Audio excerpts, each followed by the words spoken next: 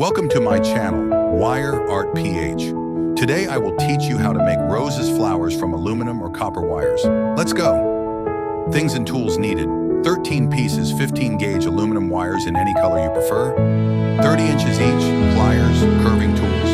This video will show you how to coil and bend the petals, making the center bud and sepals, and attaching the leaves to make a two-tier rose with 5 petals on the upper and 7 on the lower. Just watch this video till the end for the step-by-step procedures. For other queries, you may drop a comment and I will reply the soon as possible. If you like this video, please do subscribe.